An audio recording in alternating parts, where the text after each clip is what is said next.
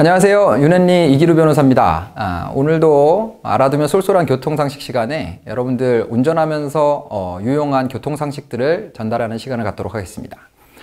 오늘의 주제는 뺑소니에 대한 것인데요. 여러분들 운전하시다 보면 본인이 뜻하지도 않은 사이에 뺑소니를 친 것으로 돼서 처벌을 받게 되거나 처벌의 위험에 놓이게 되는 경우들이 생길 수가 있습니다. 그래서 오늘 이 시간에는 뺑소니에 대해서 어떨 때 뺑소니로 취급이 되고 어떨 때 어떤 처벌을 받게 되는지에 대해서 알아보는 시간을 갖도록 하겠습니다.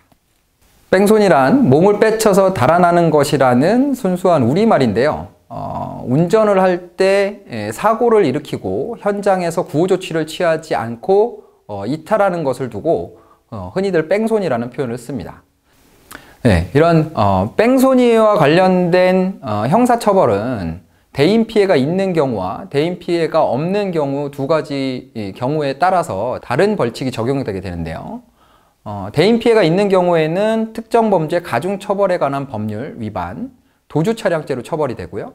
그리고 대물 피해만 있는 경우에는 도로교통법 위반, 사고 미조치죄로 처벌이 되게 됩니다. 먼저 인명피해가 있는 도주차량죄에 대해서 좀 더 알아보겠습니다. 사람이 다친 교통사고가 발생하면 당연히 구호조치를 취해야 되겠죠. 그리고 그 구호조치를 취한 후에 본인이 이런 사고를 일으킨 가해자라는 것을 피해자에게 고지하도록 되어 있습니다. 그 사고가 발생을 하면 그러면 사람에 대한 치료 조치만 하면 모든 조치를 다 했다고 생각하실 수가 있는데요. 대법원 판결에 따르면 사고 난 피해자를 데리고 응급실에까지 같이 따라가서 치료를 하는 것을 다 보고 나온 경우라고 하더라도 가해자가 누구인지 인적사항을 제공하지 않으면 결국엔 그 부분은 도주의 고의가 있다고 판단을 해서 도주차량죄로 처벌을 하고 있습니다. 도주차량죄는요, 사람이 사망한 경우에는 무기징역 또는 5년 이상의 징역형에 처하도록 되어 있고요. 사실상은 살인행위나 다름없이 보고 있습니다. 그리고 상해를 발생시킨 경우에는 1년 이상의 유기징역 또는 500만 원 이상 3천만 원 이하의 벌금에 처하는 아주 강력한 처벌을 하고 있습니다. 이렇게 강력하게 처벌을 하고 있는 이유는 대인 피해가 발생했을 때 구호조치를 취하지 않음으로 인해서 피해자가 적시에 구호조치를 못 받아서 더 큰 피해가 발생하는 것을 막기 위한 그런 조치라고 생각하시면 되고요. 그래서 여러분들 대인 피해가 발생하는 교통사고가 발생한 경우에는 즉각적으로 구호조치를 하고 가해자가 본인이라는 것을 알 수 있도록 신분에 대한 정보를 꼭 피해자 쪽에 제공하는 것이 필요합니다. 근데 운전을 하다 보면 정말 경미한 사고라든가 아니면 본인이 인지하지 못한 상태에서 사고가 발생하고 자리를 이탈해서 본인도 알지 못하는 사이에 도주 차량의 피해자가 되어 있는 경우들이 종종 발생합니다. 그래서 본인이 인지하지 못한 상태에서 사고가 발생하는 경우에는 본인이 그러한 사정을 인지하지 못했다라는 부분을 잘 소명하지 못하면 좀 억울하게 처벌을 받을 수도 있는데요. 그래서 항상 조금이라도 어떤 사람과 접촉이 있었다라는 느낌이 있거나 그런 우려가 있으면 그러면 만일을 대비해서 그 상대방에게 본인의 연락처를 주고 혹시 문제가 있으면 연락할 수 있도록 그 연락처를 남기는 역할이 굉장히 중요합니다.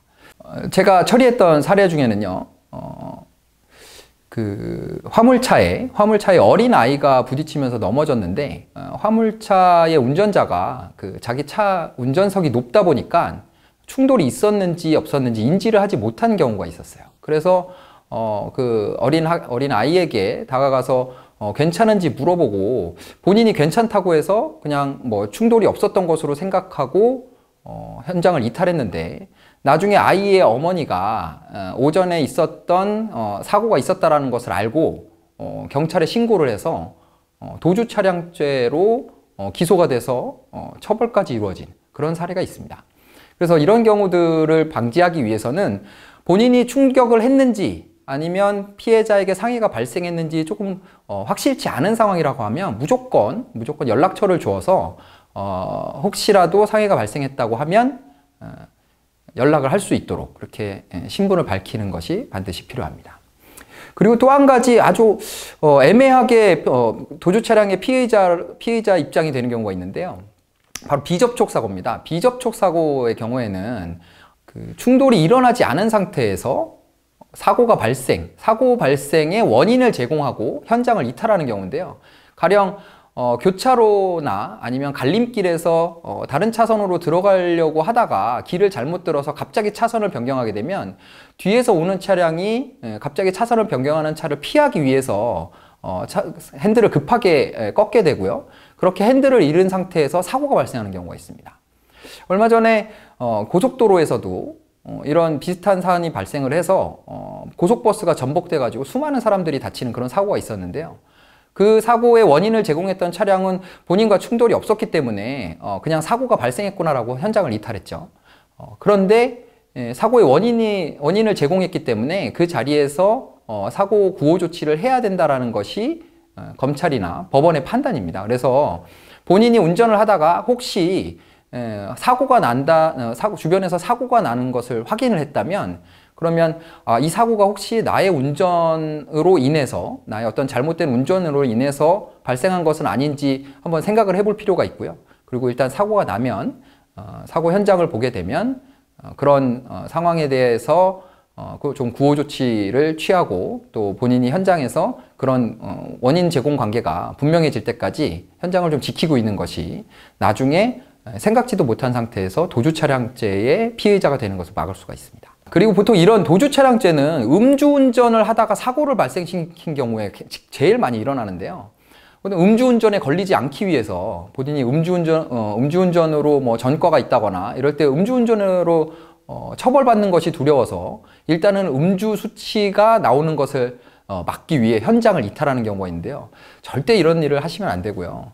음주운전으로 처벌받는 것보다 상해를 일으키고 도주차량죄로 처벌을 받는 것이 훨씬 더 크게 처벌을 받을 수가 있습니다.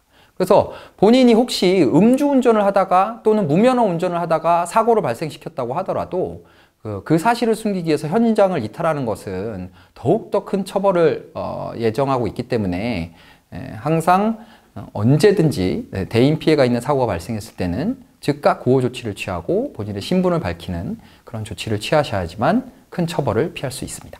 도주차량 혐의로 처벌을 받게 되면 운전면허가 취소가 되고요. 그리고 4년 동안 운전면허를 취득할 수 없게 됩니다. 여기에 더해서 무면허 운전이나 음주운전 또는 약물에 취한 상태에서 운전을 하다가 사고를 발생시키고 도주를 한 경우에는 그 결격 기간이 5년으로 늘어나게 되어 있습니다.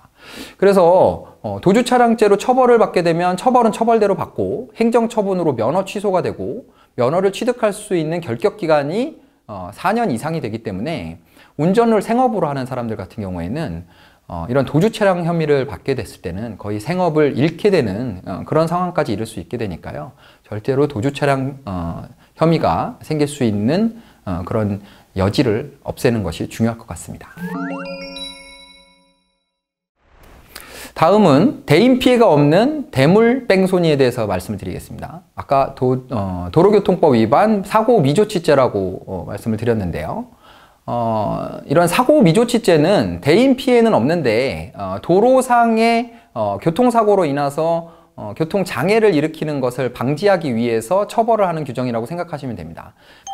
법원 판결은 사고 미조치죄가 적용이 되기 위해서는 교통상의 장애를 일으킬 만한 상황이 존재해야 된다라고 판단을 하고 있습니다. 그래서 교통사고가 발생을 했을 때 대인 피해는 없지만 비산물이 흩어져 있다던가 아니면 차량의 어떤 위치로 인해서 교통에 장애가 발생하는 이런 상황이 됐을 때 그러한 상황을 해소시키고 자리를 떠야지만 사고 미조치죄가 적용되지 않는다라는 판단을 하고 있습니다. 그래서 여러분들 고속도로나 아니면 일반 도로에서 교통사고가 발생했을 때 그 자리에서 수습을 하지 않고 자리를 떴는데 마침 다행히 대인 피해는 발생하지 않았다고 하더라도 비산물이 흩어지는 그런 정도의 사고가 있었다면 반드시 정차를 해서 그런 교통상의 장애 상황을 제거해야지만 이런 도로교통법 위반 혐의에서 벗어날 수 있을 것입니다. 주차되어 있는 차량의 사고를 일으키고 그리고 현장을 이탈하는 과실재물손괴죄가 이슈가 되고 있는데요. 이 과실재물손괴죄는 최근에 도입된 법안이긴 한데 약간의 문제가 있습니다. 이 과실재물손괴죄가 적용이 되기 위해서는 도로교통법상의 도로에 주차되어 있는 차량을 과실로 손괴하고 도주했을 때 처벌을 하도록 되어 있는데요. 통상적으로 도로에 주차가 되어 있는 차량은 불법 주차 차량이죠.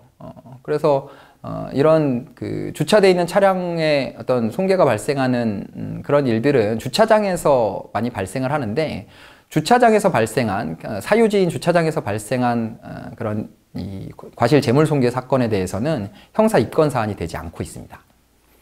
주차장 내에서의 사건 같은 경우에는 경찰에 신고를 해도 형사 입건 사안이 아니기 때문에 신고 접수를 받아주질 않습니다. 그래서 자체적으로 뭐 CCTV나 자체적으로 운영되는 CCTV나 이런 자료들을 통해서 가해자를 찾고 민사적으로 문제를 해결해야 되는 그런 불편함이 있죠. 근데 만약에 본인의 차량을 도로에다 주차를 해놨는데 누군가 부딪혀서 손괴를 발생시키고 그리고 도주를 하였다면 경찰에 과실재물손괴죄로 신고를 하시면 되고요. 그렇게 되면 경찰은 형사 입건 사안이기 때문에 그 가해자의 차량이라든가 이런 부분들을 수사를 통해서 밝혀내고 그 가해 차량의 운전자를 처벌하게 됩니다. 그래서 이런 부분은 구분이 있다는 걸 좀 알아두시면 주차된 차에 누군가 모르는 사람이 사고를 일으키고 도망을 갔을 때 적절한 조치 방법으로 활용하시면 될 것 같습니다. 이런 뺑소니 관련 범죄로 입건이 되게 되면 형사처벌을 받게 되고 그리고 피해자가 있는 도주차량죄 같은 경우에는 양형에 있어서 피해자와의 합의가 굉장히 중요하게 됩니다. 그래서 통상적인 교통사고에 비해서 음주운전이나 아니면 이런 뺑소니가 껴있는 교통사고들은 형사 합의금도 더욱더 크게 잡히고요. 또 무엇보다도 운전자 보험에 가입되어 있는 분들 같은 경우에는 도주차량이나 음주운전일 때 사고 처리를 위한 보험금이 지급되지 않도록 특이하게 되어 있습니다. 그래서 도주 차량이나 음주가 아닌 경우에는 운전자 보험을 통해서 큰 부담 없이 사고 후 처리를 할 수 있는 상황인데, 잘못된 선택으로 도주를 하시거나 아니면 또는 실수로 연락처를 남기는 조치를 취하지 않으셔서 도주 차량 혐의가 적용되면 그러면 보험금을 지급받을 수 없는 상황도 생길 수 있으니까요. 절대로 도주 차량이나 뺑소니 혐의가 적용되지 않도록 이런 사고가 발생했을 때 후속 조치를 잘 취하시기 바랍니다. 네, 지금까지 뺑소니 사고에 대해서 알아봤고요. 여러분들 뺑소니라는 것이 피해자 입장에서도 굉장히 고통스러운 일이 되고 가해자 입장에서도 큰 처벌의 위험에 처하게 되는 부분이니까 오늘 설명드린 내용 잘 숙지하셨다가 사고가 발생했을 때 구호 조치를 잘 취하고 또 본인의 신분을 남기는 것 잊지 마시고요. 윤앤리 알솔 교통상식에서는 다음 시간에도 알아두면 쏠쏠한 교통상식을 가지고 찾아뵙도록 하겠습니다. 다음 시간에 또 만나요.